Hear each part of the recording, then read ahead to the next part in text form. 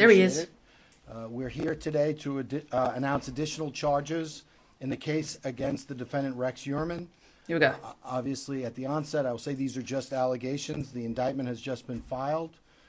This is a case, court proceeding, and each and every one of these allegations have got to be proven in court, and we certainly look forward to doing just that. Today, as you've just seen, the District Attorney's Office filed a superseding indictment charging the defendant with 2 additional murders. Those charges pertain to the 1993 murder of Sandra Castilla and the 2003 murder of Jessica Taylor. So that's in addition to the previously charged murders of Maureen Brainerd Barnes, Melissa Barthelemy, Megan Waterman, and Amber Costello, which occurred in 1997, 1999, June of 2010, and September of 2010, respectively. So my intention now, here today is to discuss those charges, discuss the contents of the bail letter, and then turn it all over to you all for questions. But before I do that, before I discuss the indictment and the developments in the case, I want to thank our law enforcement partners, many of whom are here today. First and foremost, I want to thank the Suffolk County Police Department. My understanding is Commissioner Waring was unavailable today. I spoke with Rob, but he certainly brought a contingent of Suffolk County PD to represent his office. We have Deputy Police Commissioner Kevin Catalina. We have Chief of Detectives Daryl Simmons. We have Deputy Chief Stan Grodzki. And then we have the Commanding Officer of the Major Crimes Unit, which includes the Homicide Unit, Sean Barron. So we want to thank all of them for their partnership. We want to thank the Homicide Unit for their continued efforts in this case. We have the Suffolk County Sheriff's Office here. Again, spoke with Sheriff Toulon. He's traveling out of state, so he couldn't make it. But it's my understanding that Under Sheriffs Steve Kios and Keith Taylor are here. We certainly want to thank them for their assistance as well.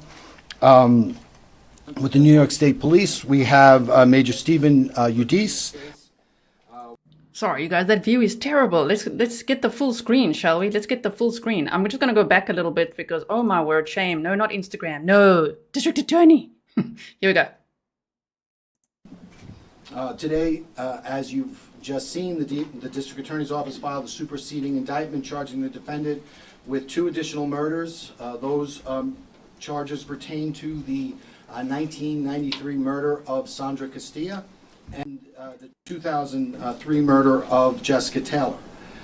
So that's in addition to the previously charged murders of Maureen Brainerd Barnes, Melissa Barthelemy, Megan Waterman, and Amber Costello, which occurred in 1997, 1999, June of 2010, and September of 2010, respectively. So my intention now here today is to discuss those charges, discuss the contents of the bail letter, and then turn it all over to you all for questions. But before I do that, before I discuss the indictment and the developments in the case, I want to thank our law enforcement partners, many of whom are here today. First and foremost, I want to thank the Suffolk County Police Department. My understanding is Commissioner Waring was unavailable today. I spoke with Rob, but he certainly brought a contingent of Suffolk County PD to represent his office. We have Deputy Police Commissioner Kevin Catalina. We have Chief of Detectives Daryl Simmons. We have Deputy Chief Stan Grodzki. And then we have the Commanding Officer of the Major Crimes Unit, which includes the Homicide Unit, Sean Barron. So we want to thank all of them for their partnership. We want to thank the Homicide Unit for their continued efforts in this case. We have the Suffolk County Sheriff's Office here. Again, spoke with Sheriff Toulon. He's traveling out of state, so he couldn't make it. But it's my understanding that Under Sheriffs Steve Kios and Keith Taylor are here. We certainly want to thank them for their assistance as well. With the New York State Police, we have Major Stephen Udis, as well as Lieutenant Ken Gine.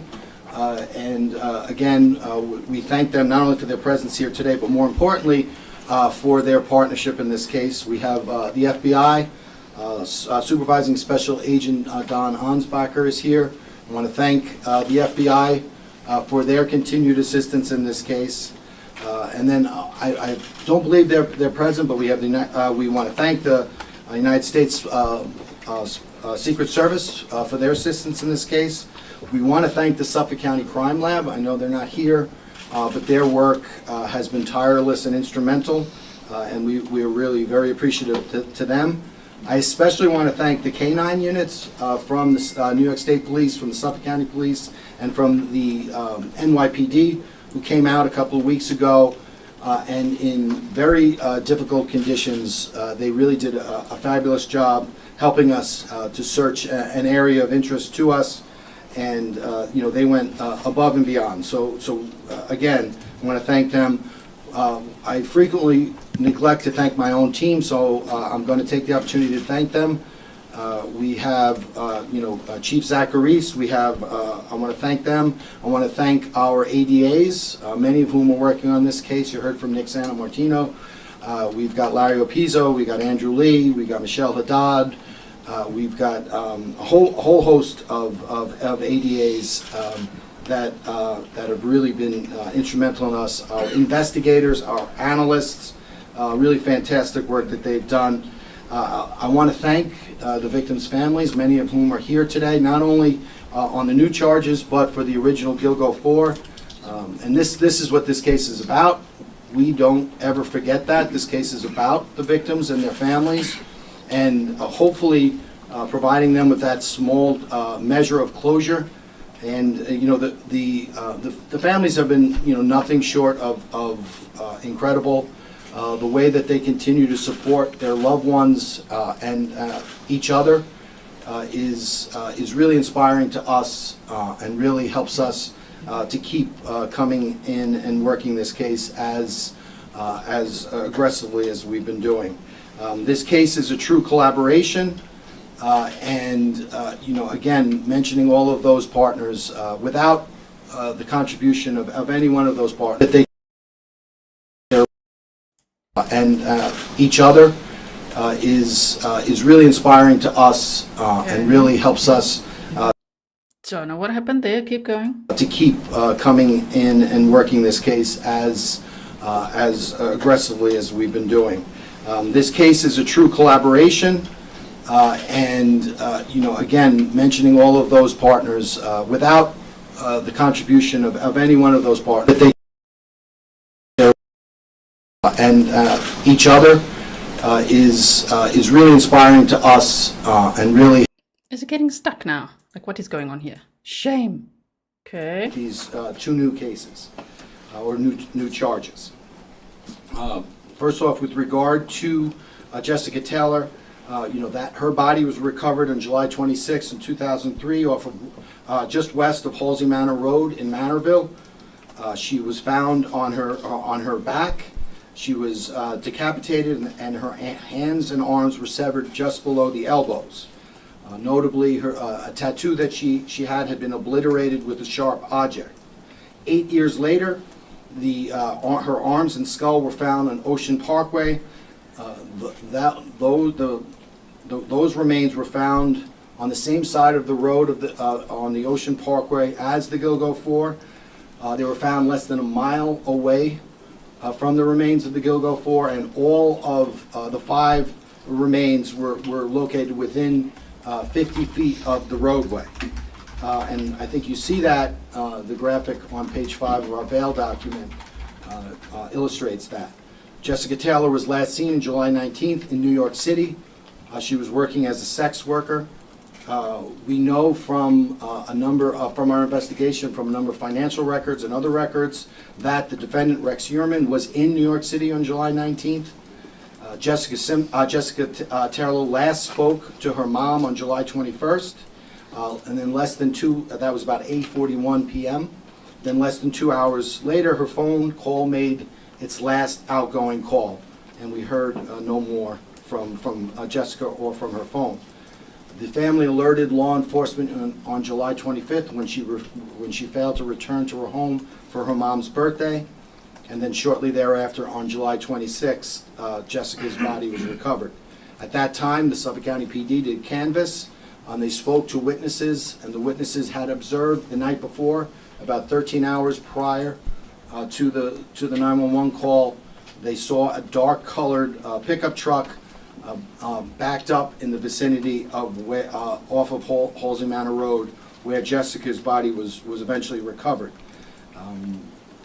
Computer activity by the defendant, which we were able to access through our search warrants, indicated that 2 days later, on July 28th, he accessed a Newsday article with regard to information on the case and with regard to the police looking for information on the case.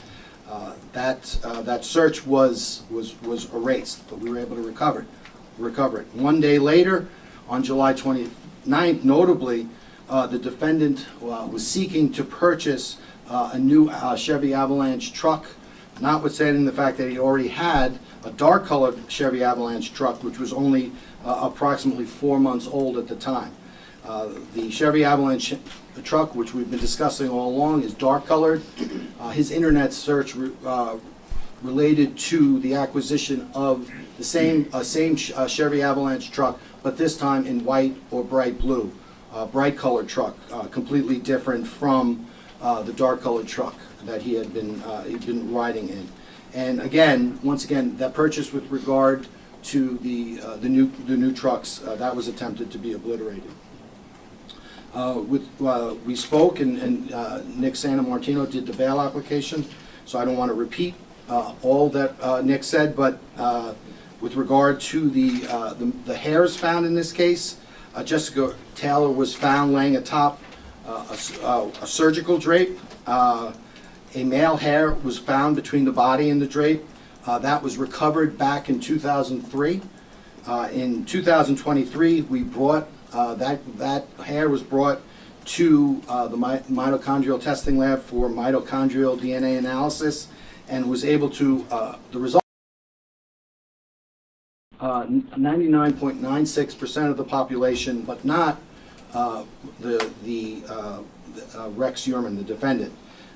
Then again, later in 2024, we brought to a second lab for testing, and once again, the result was the defendant could not be excluded as the donor of that hair, and it's 1.837 times 10 to the 603rd power more likely that it came to that it matched the defendant or someone matching the defendant's DNA profile than a member of the population at large. And that number, just so it's 1.837 times 10 to the 603rd power. So what you do is you take that 1.837 and you move that decimal point over 63 places and add zeros. That's the number. That number doesn't exist. It's so big. Among other things that we were able to establish with regard to the murder of Jessica Taylor was, once again, family travel. We were able to determine that at the time of the disappearance and death of Jessica Taylor, once again, the defendant's family was out of the state. They were staying at a resort known as Smuggler's Notch in Vermont. We were able to corroborate that information through witness statements, photos, and phone and financial records. In addition, there was a hard drive that backed up to a Palm Pilot, which was the defendant's date book, and in that, and again, this is chronicled in the bail application, but in that date book, it's indicated that his wife is in Virginia at Smugs from July 20th through July 27th, and that's page 14 of the bail document.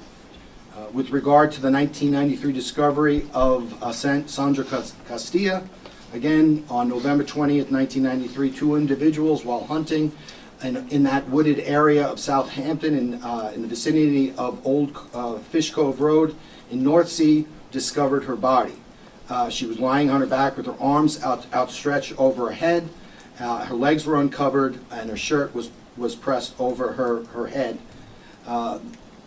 The victim suffered numerous sharp force injuries, 25 in all, which we believe were post-mortem, and these were injuries to her face, torso, breasts, left thigh, and in her vaginal area.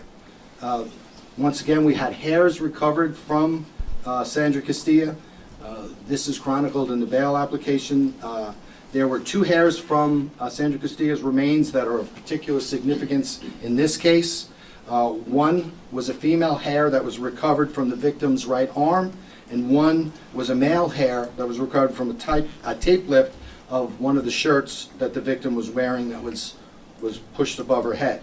In 2014, about 10 years ago, the 2 hairs plus another female hair, which were found on Castilla, were sent to an outside mitochondrial DNA lab for testing, and at that time, John Bitroff was excluded as the donor of those 3 hairs. Those once the task force began investigating Gilgo and related cases, those hairs were retested in 2023 and 2024 and compared with the defendant's known sample from the buccal swab that we obtained. Regarding that male hair, the mitochondrial DNA profile developed from that male hair on the victim Castilla and the profile developed from the defendant's buccal swab are match, and specifically at a rate that would exclude 99.96% of and defendant Heuermann therefore cannot be excluded as the. Jeez, I get stuck every time he wants to say the 99.99 with all the zeros. Come on, people. Also, above me here is a picture on the left of Sandra Castilla. On the right-hand side, Jessica Taylor. The 2 new charges that Rex Heuermann is now facing. 6 murder charges in total. Contributor of that male hair on Castilla. In March of 2024, that same male hair or an extract therefrom was brought to the same outside lab for nuclear DNA testing, and once again the results came back, and which found it was 4.347 times 10 to the 332 power more likely to have come from a person genetically identical to Rex Heuermann than from an unrelated individual. So that's 4.347, and then you move that decimal point over 332 times to get the odds. Again, an astronomically large number. Regarding the female hair, prior to with regard to the female hair, one of the female hairs that was recovered on Ms. Castilla, prior to Ms. Castilla's disappearance, the defendant had been living with a female individual at his home in Massapequa Park. The female individual lived with the defendant at his current residence through the summer and into the early fall of 1993, and vacated the premises approximately 2 months or so prior to Ms. Castilla's death in 1993. Once we got those 2 female hairs, once we knew of those 2 female hairs' existence, we went out and obtained a DNA profile, a buccal swab, from this female. And that DNA profile that we obtained from the female buccal swab, we sent it to the mitochondrial testing lab. And again, it was able to exclude 99.98% of the North American population as the contributor of said hair, but it could not exclude the female who was living with Rex Heuermann. Again, we brought that same DNA and extract to the nuclear DNA testing, and the female's hair was tested and compared with the female hair that was recovered on the victim Castilla, and it was found to be 4.578 times 10 to the 1040th power more likely have come from a person genetically identical to the female witness who was living with Rex Heuermann in 1993, shortly before Ms. Castilla's death, than from an unrelated individual. Again, that's 4.578, and you move that decimal point over 1,040 places, and that's the number. There was an additional female hair that was recovered in 2014. That was recovered, that was compared to both the female living with Mr. Heuermann and the defendant, and we could not get a match on that, and that remains unidentified, that female hair. So we have those DNA results, and again, we were able to establish, similar to all the other cases, that at or around the time of Ms. Castilla's disappearance and murder, Rex Heuermann was living alone at the house in Massapequa Park and had unfettered access to the house, and no one else was living with him at the time. So now I want to discuss some of the newly discovered digital evidence in the case. Before I discuss that, I just wanted to clarify some of the things that we've been talking about in our earlier press conferences. You were asked I was asked specifically about smart devices and digital devices that were recovered from the home and business of the defendant in connection with this case. So I just want to catalog that for you so you get a sort of flavor of what it was. We've recovered 15 different types of cameras. We've recovered 27 computers. We've recovered 58 internal hard drives. We recovered 22 external hard drives or solid drives. We recovered 46 cell phones. We recovered 9 Wi-Fi routers, 44 SD micro cards, which are like jump routers, 17 tablets, 42 USB devices, 8 laptop cards, 4 GPS devices, 11 music devices, 36 SIM cards, 33 miscellaneous items, and 647 CD floppy disks or VSH or miscellaneous. That's a lot of digital data to work through. By the way, don't feel, overwhelmed or anything. We're going to go through the document, okay? I think after this live stream, instead of going through it now on the live, I'm just going to make a video where I read through the whole thing from the top to the bottom for you, okay? So make sure you subscribe with your notifications on to not miss that video. I'm listening to all this and processing, right? It's a lot. Oh my word. Tapes. Again, in the months subsequent to the arrest, we've been endeavoring through our own office and with the help of the Secret Service to analyze that massive amount of data. And analysis of those devices has revealed, certainly, that Heuermann had a significant collection of violent, bondage, and torture pornography, which was dating back to 1994, and that material was very similar to the condition that the 2 latest victims were left in. In addition to that, it is alleged that the pornographic images that were accessed by Heuermann are consistent with the crime scenes of both Sandra Castilla and Jessica Taylor. Now, as part of our processing of the electronic devices, the task force discovered a Microsoft Word document entitled HK 2002 through 2004. That was discovered on a laptop in unallocated space, meaning there was an attempt to erase that document. But as most forensic experts know, that even when a document is erased on a device, it is the user could no longer access that document, but forensic experts using particular software can retrieve it, and this document was retrieved in this case. It was a locally created draft, which means the document itself was created on the laptop. It wasn't downloaded from the internet. The document was modified. It was originally created in 2000, and it was overwritten a number of times and modified between 2001 and 2002. Now, as alleged in the bail application, the task force believes that this is a planning document, and it was utilized by Heuermann to methodically blueprint and plan out his kills with excruciating detail. We allege that this document evinces the defendant's intent in committing the charged crimes, that his intent was specifically to locate these victims, to hunt them down, and to bring them under his control and to kill them. His motivations, meticulous planning, and clear intent is obvious. His intent was nothing short but to murder these victims. And we allege that the methodology, that the exact method by which these murders were committed, in excruciating detail in that document, is in some cases identical to the methodology used to murder the 6 victims in this case.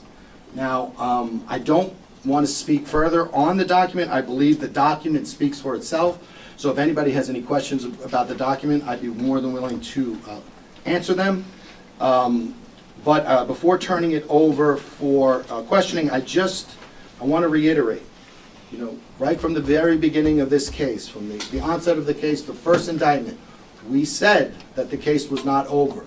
We said we were going to continue to investigate the case of the Gilgo Four and find more evidence. We've done that. We've said that we were going to expand the investigation both on Gilgo and off and to investigate new cases. We've done that, and that's resulted in the 2 new charges that you see here today. So that's what we've done. That's what we've continued to do, and my office, along with our partners, are not going to stop. This case continues. So with that, I will turn it over for questions. Mr. I have a Chairman, question you talked about- We'll just go, if we could go right to left. About the plan. Okay, question time.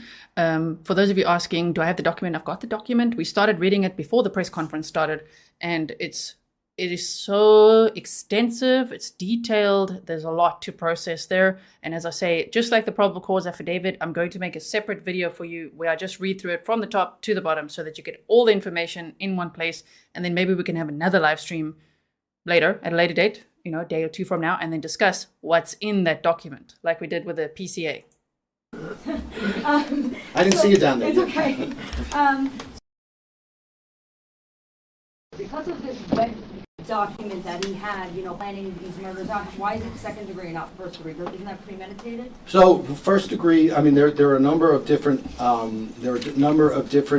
charging theories you could use for murder in the first degree. One of them is if you charge a murder within a specific period of time. I think it's 18 months.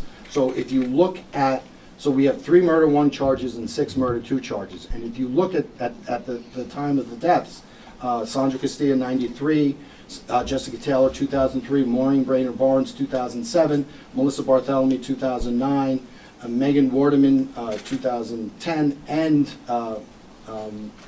Amber Costello, 2010. Those last 3, Bartholomew, Costello, and Waterman, fit within that one. The other ones, unfortunately, fall outside, so we're unable to bring that charge with regard to those, the other 5, the other 3 victims. So that's why it's different, just sort of the way New York State law is set up. I wanted to ask about how this expands the search now, because now with this indictment, the earliest murder now changes to 1993, which gives it many more years than we had before. So how does this expand the search? How are you guys expanding this to find out who other victims that are possibly involved in it? Well, I think first and foremost, it expands the information for the public and the media. It doesn't change anything for us. We were, I think in March of this year, we learned of this document. We have been investigating other things. So again, my confidence in saying that we were going to move off of the Gilgo Four to the new body and off of Gilgo itself was based upon my knowledge of the investigation. So that's something that we've been doing for a while now. It's just sort of become publicly known. How did you know, Sam? We have no information with regard to that. Enough of that. So the Okay, I just want to switch to a different feed because this one is so stuttery. So wait, we got to boost it as well. All right, let's go back 2 minutes or so, 3 minutes. We were going to move off of the Gilgo Four to the new bodies and off of Gilgo itself was based. So just piggybacking off of that, so the alleged murders happening between 93 and 2010, just how alarming is this sweeping timeline you're looking at? Well, I think this whole case in general is alarming, and I think it underscores that which we already knew, that we have an individual who we are alleging, and again, these are allegations, meticulously planned and executed 6 separate murders. So that in and of itself speaks for itself. And there are other victims named in the court documents. Are more charges on the way? So we're going to continue, again, we're going to continue to investigate, and we'll talk about whatever other investigation we're undergoing, when and if we bring those charges. And Mr. Tierney, in your document, you mentioned the words torture, bondage, violence, and also Stockholm Syndrome. Is there any evidence to reveal that perhaps Rex Heuermann took these women or any of them captive in his home, attempted to brainwash them, put them under his Well, that's what that document contains, and again, that speaks for itself. We'll make arguments with regard to that, and at the trial. The specific reference to Stockholm Syndrome, that pertains to a book, Mindhunter, by a former FBI profiler, John Douglas. His name escaped me for a moment. And so we know there are specific page references to that book and stuff such as sexual substitution, torture, and also Stockholm Syndrome. And, our argument, it's our allegation that the defendant was referencing that Mindhunter book not to gain insight into his own behavior or to modify or change it, but rather to use it as a means of improving his methodology and avoid capture by the authorities. Was that book found in Sir, what about Valerie Mack? I know she, I believe, was found out in Manorville in a similar way when she was murdered. So you have, and if you go back to that document, they talk about DS or dump sites in Mill Road, Halsey Manor Road, and Mill Road. It intersects with each other. So, and if you look at the method of the crime scene, very similar to Jessica Taylor. That's what we could say now. We'll continue to work the case, and if we're able to develop more information and get to the point where we can charge it, we'll talk about it. You had a real question? Yes, I was wondering, you mentioned that book. Did Heuermann have that book in his So he references specific page numbers in the doc, or specific page numbers are represented in the document, which match up to a particular edition of the Mindhunter book. The Mindhunter book was not found in Heuermann's house, but there was another serial killer book written by John Douglas found in his house, and I think that's in the bail document. I just think, obviously, you probably knew this already, but uncovering a lot of new details that we didn't know as far as dismemberment, that he was younger when he allegedly killed, that, of course, this document is explosive. Just talk to me, looking at the bigger picture profile of a serial killer, what was investigators, your thoughts when you were uncovering these new sort of details that... We had no thoughts. We look at the evidence, and we follow the evidence. We know that criminals in general, people in general, their modus operandi change through the course of their life.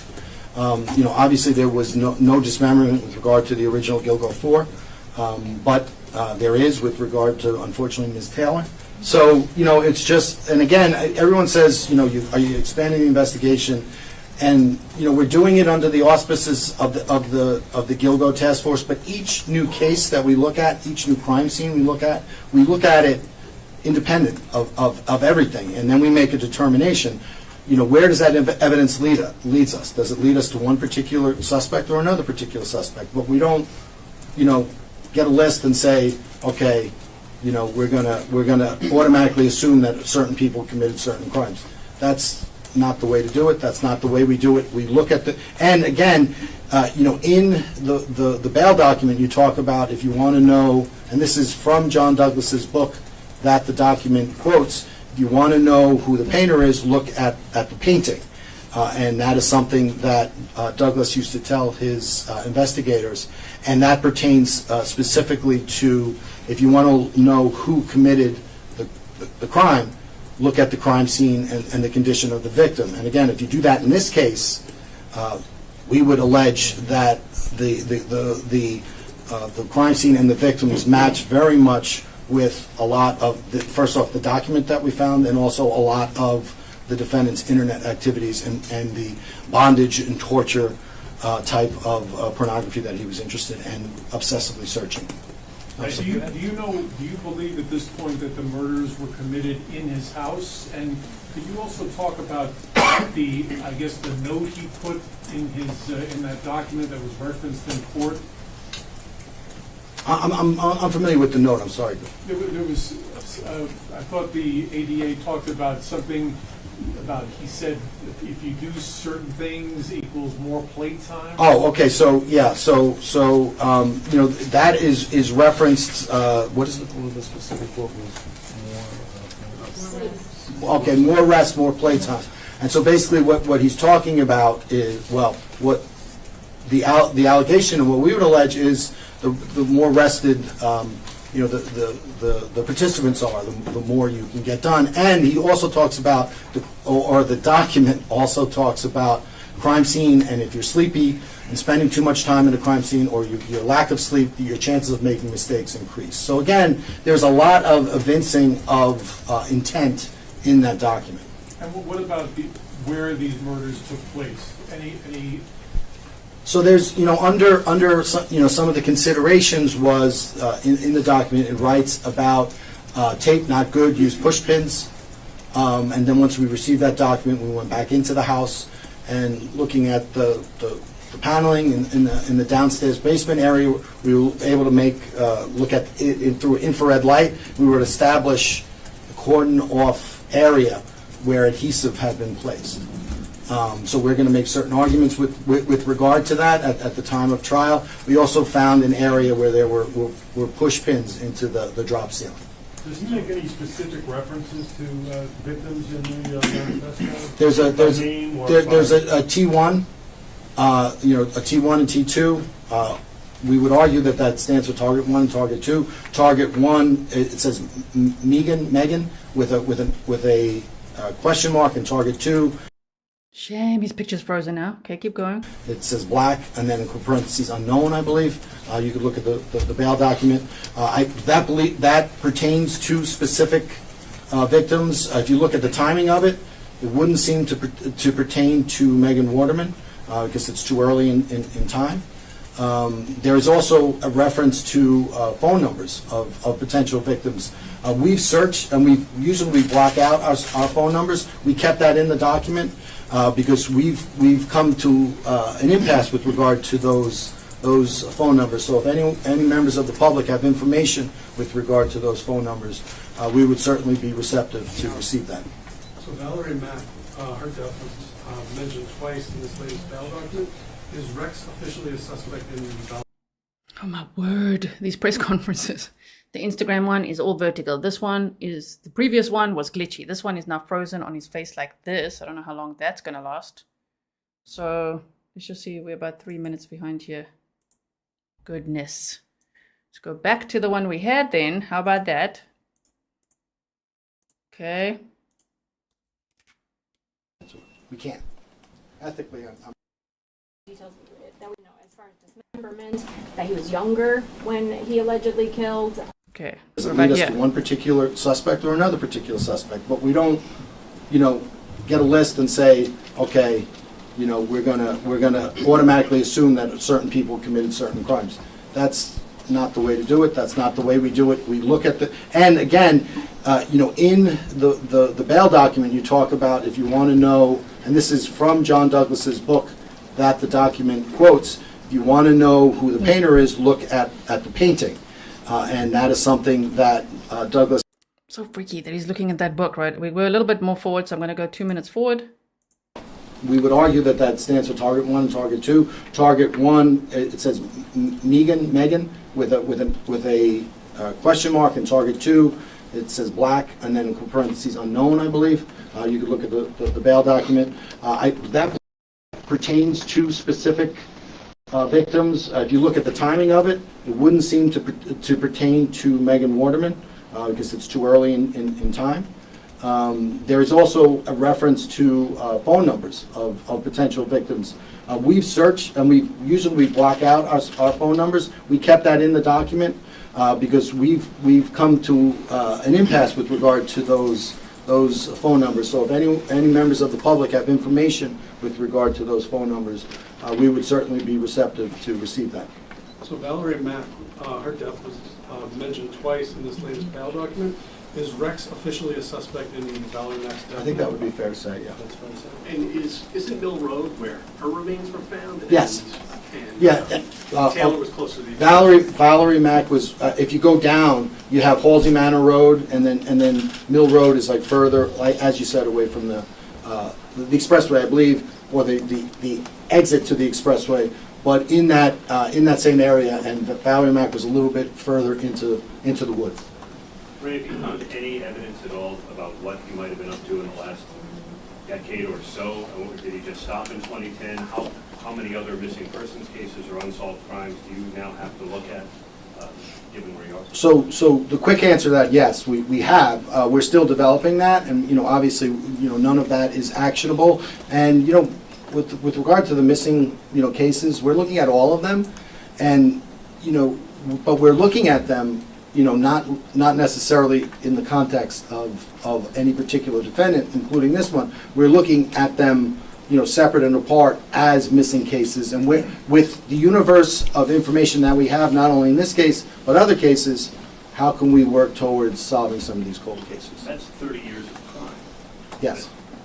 Did the new search of North Sea uncover any evidence that has helped the case? So I would say that it was, as I've said all along, it's a necessary investigative step.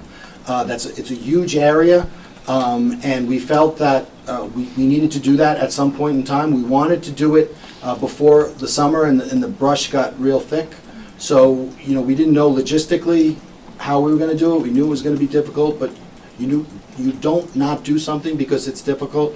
And again, fortunately, our partners in the New York State Police, the Suffolk County Police as always, and the NYPD, their canine units went out and they did a fantastic job. We have so much gratitude to them for helping us out, but no new bodies were found.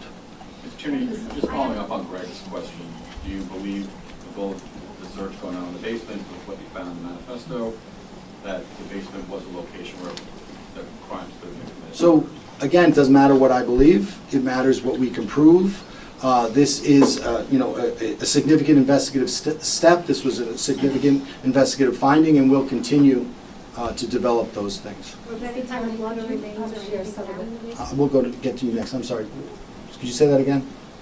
Whoever said what they said? Could you say? Oh, sorry. I was just wondering, in the basement, Yeah. there was the new search, were there any specific findings that could relate to actual blood, hair, human remains of any kind? Well, as we've said all along, if you look at the DNA evidence and the trace evidence that we've done, it doesn't happen overnight. So there's additional testing that we're undergoing. We just have to see the results of that. Well, you always see suspicious things, but in any case. But is it a stain of something benign, or is it an investigatively significant stain? Only our forensic scientists can tell that after a lot of work.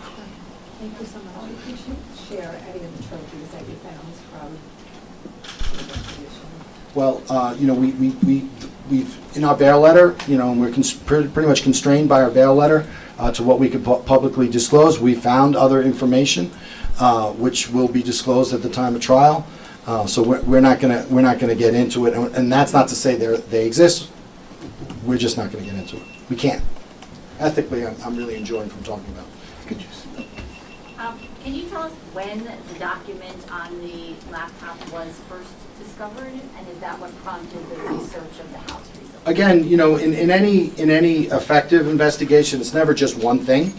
Certainly that was something that was significant and led us in among other things in that direction. That document, I believe, we recovered it in March here. So fairly recently, and certainly given the sprawling history of this case. And you said he had a lot of images and videos of torture porn on his devices. Were any of them his own victims?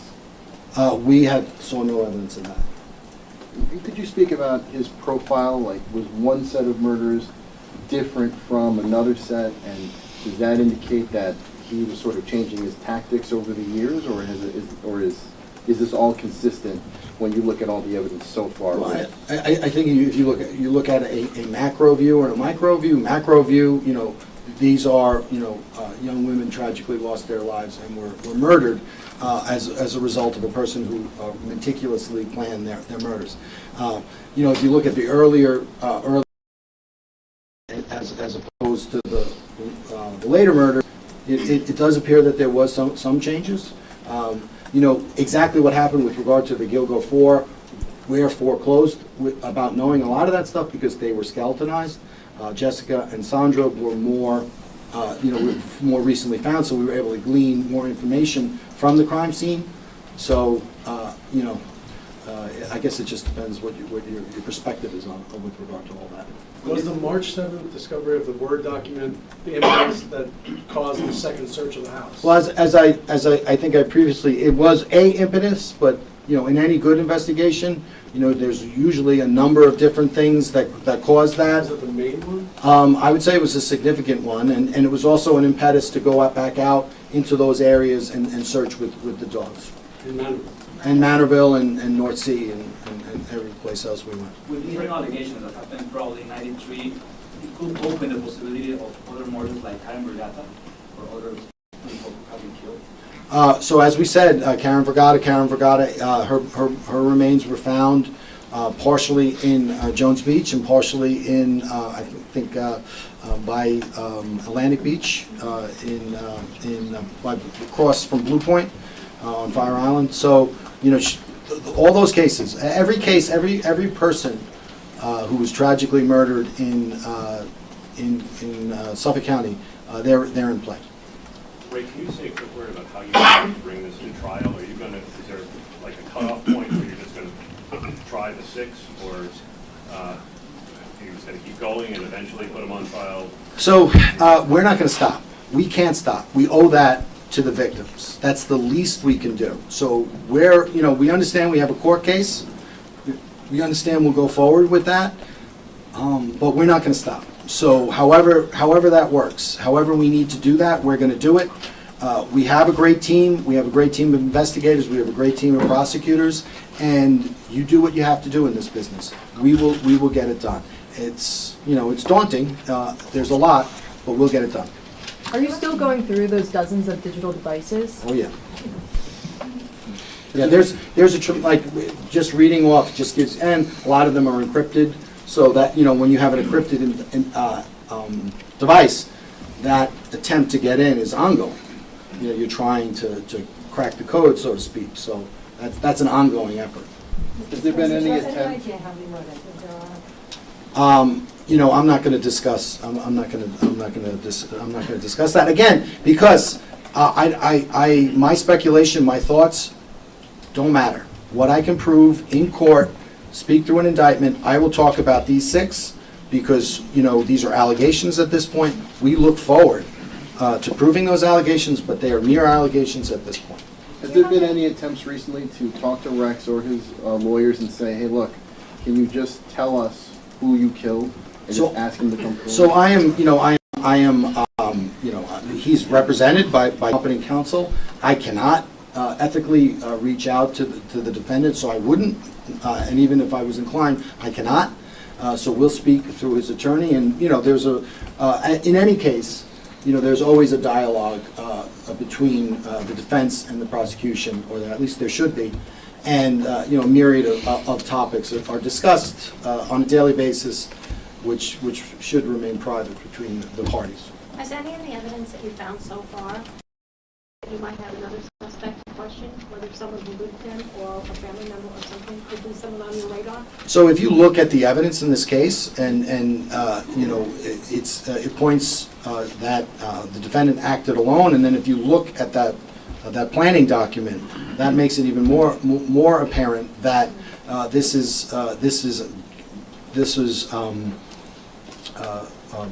6 charged cases were meticulously planned. And they were done at a time when the defendant knew he would have both access to the victims and other people would not be around. Thank you. Okay. I believe one of the victims are going to speak, so we're going to give the victim, some of the victims, whoever likes to speak, the opportunity to do that. Thank you very much. Thank you so much. Okay, so let's watch some of that. Thank you all for being here. I mean, that was a lot of information. We're going to have to go through that document together methodically to understand everything that was just said there. It's pretty overwhelming. Oh my word.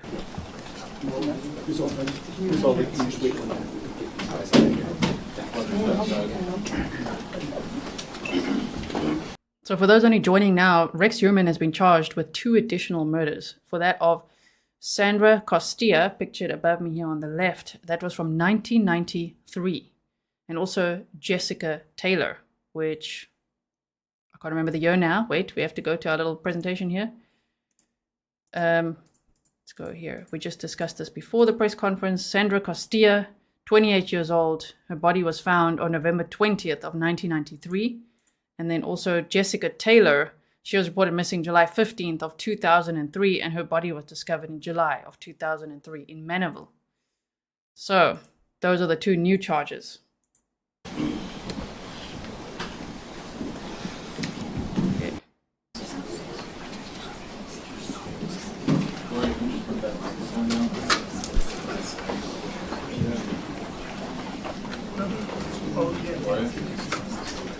So this is Gloria Allred at the mic, and she's as Igneous Idol said, a famous civil rights lawyer. She's working for the rights of the victims. Can you put the microphone down, please?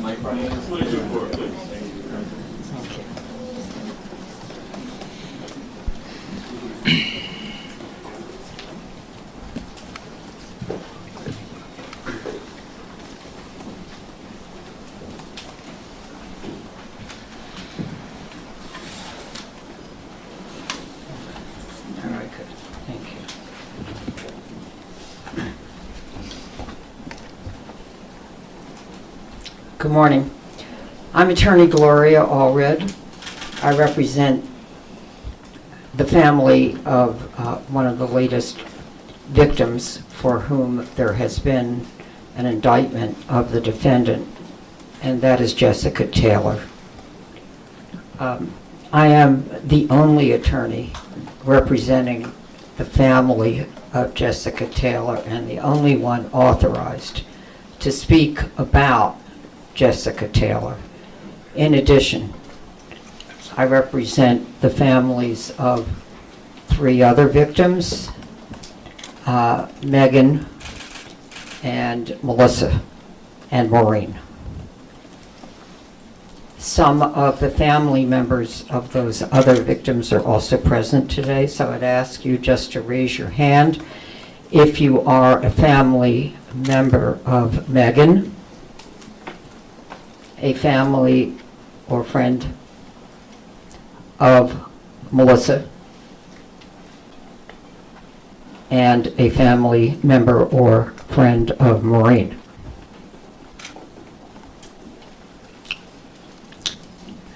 With me for Jessica Taylor is Jessica's mom, Elizabeth Backheel, and she, under the circumstances, has asked me to read her statement. Following this statement, Jasmine Robinson, who is the cousin of Jessica, will read her statement. I also have and will show you 2 photos of Jessica. This is the statement of Jessica's mom, Elizabeth Backheel. Jessica was my daughter. She was loving and compassionate and so funny. She loved to make people laugh. She could always make people laugh. She tried very hard in school. Jessica had 2 brothers, and they would always play together. She and her brothers were very close. Jessica loved riding her bike. She loved playing board games, Monopoly, Chutes and Ladders, Candyland. She loved playing cards, especially spades and rummy. She loved cartoons. She loved to sing. She would sing along with the radio and was in the choir at church. She loved to cuddle with me and her brothers when she was younger. They would pile on the couch and watch TV together. I miss how she called me Mommy and Mama. It's a tragedy she never had children. Jessica would have made a great mother. She loved kids and loved working with them. She worked in the inner city with the kids in summer camp as an aide. She loved supporting kids and helping to take care of them. My family and I would like to thank the law enforcement and the district attorney's office for all of their hard and diligent work on my daughter Jessica's case. Jessica, my darling daughter, you will never be forgotten. You will always be missed. You will forever be in our hearts. And this is a photo of Jessica when she was how old? 5 or 6 years old.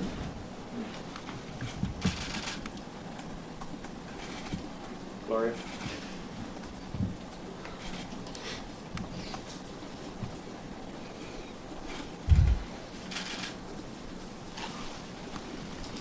And 16.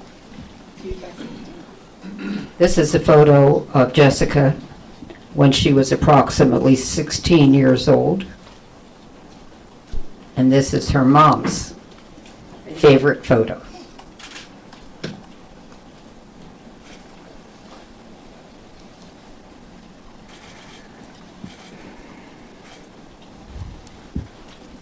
I will have a copy of Elizabeth's statement available after the press conference for you.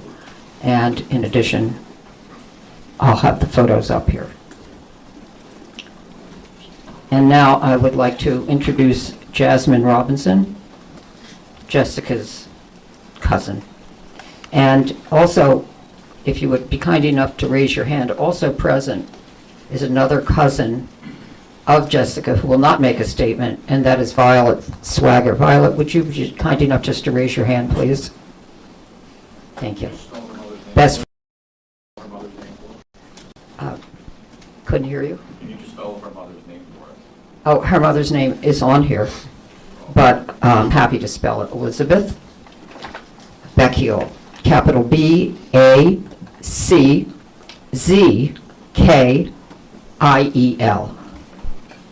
Thank you for asking. Jasmine.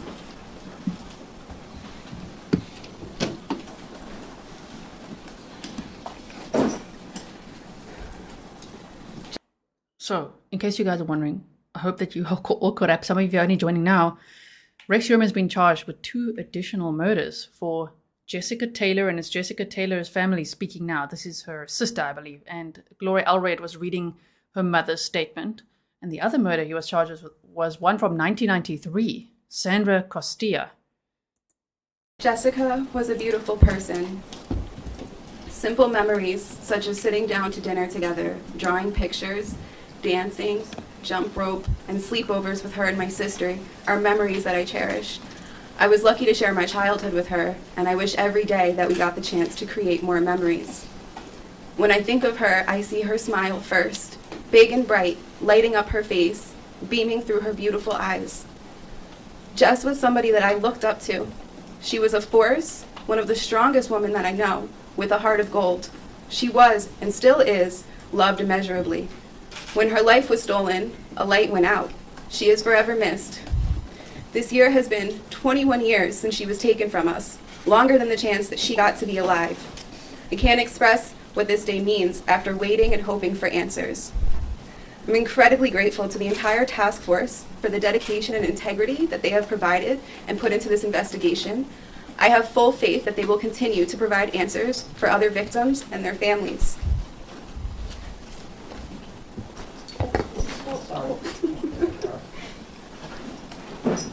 They will not be taking questions, but if you have a few for me, feel free to ask. Can you spell Jasmine? Pardon me, I couldn't hear. Could you just, Jasmine, spell her name, please? Yes, Jasmine Robinson, Jasmine Robinson, Robinson.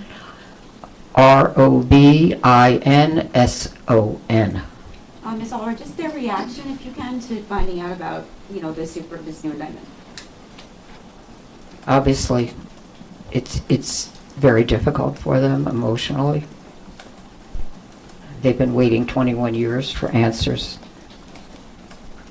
It's a long time. And they're hoping that justice is on its way. What was it like to sit in the same courtroom as Heuermann? They were present, that is, Jasmine, Elizabeth, and Violet were present in court with me this morning. It was difficult for them to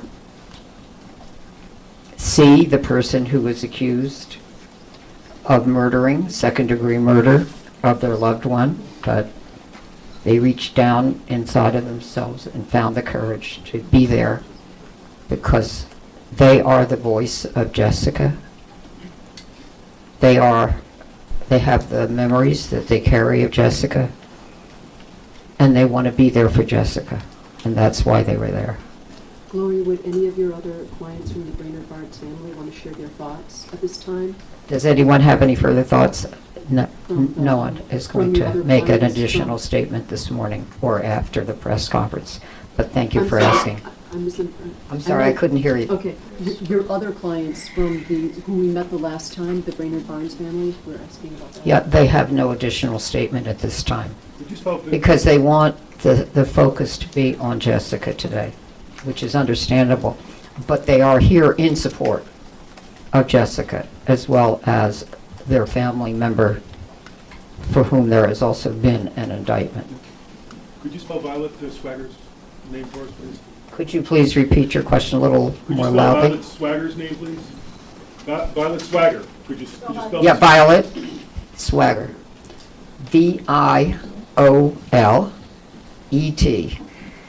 Swagger. S-W-A-G-E-R. That's correct. Anything further? Thank you. Okay, then in that case, as I say, I will have a copy of Jasmine's statement, a copy of Elizabeth's statement. My contact information is at the top of the statement. Are you serious?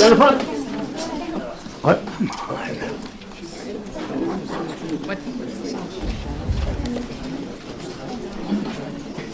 Shame.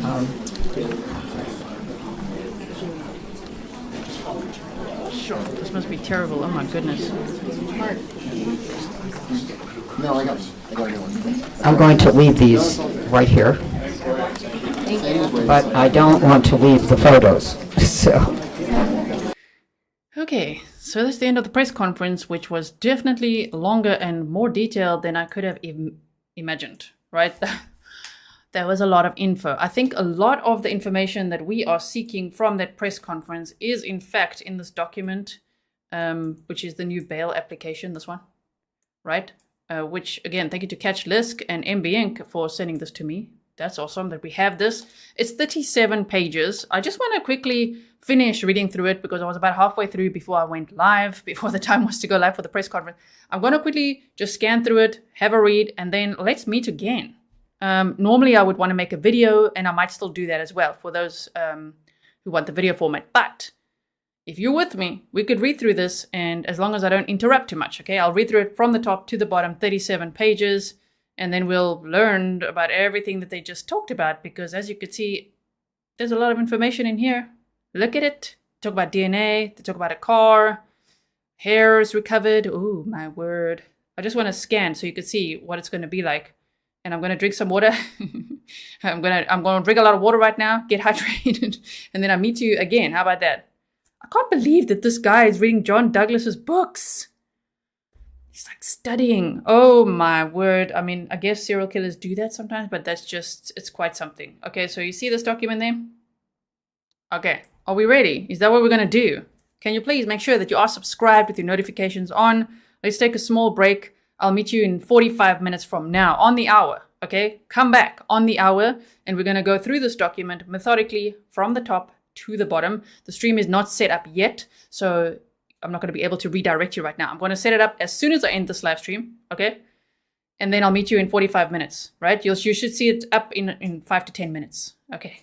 So thank you so much for being here, because I would love to recap that press conference. But this is going to be the very best recap, because what District Attorney Ray Tierney shared there is way more than just saying, okay, he's been charged with 2 additional murders, which just blows the whole case wide open, of course. Sandra Castilla from 1993, and then also Jessica Taylor, which means not only do they have evidence that Rex Heuermann committed murders way back to 1993 and probably before then, but 1993, okay, and then also that he dismembered victims, and also they have all this digital evidence that he studied and all the things he watched. Oh my word. So everybody, please come back in 45 minutes, okay? I hope to see you there. I know there's lots of news happening in true crime and everything, but let's read through this together. We'll do it the way we always do, document time, okay? Concentrated. All right, everyone, I'll see you there. Thank you, mods. Thank you, everyone. See you just now.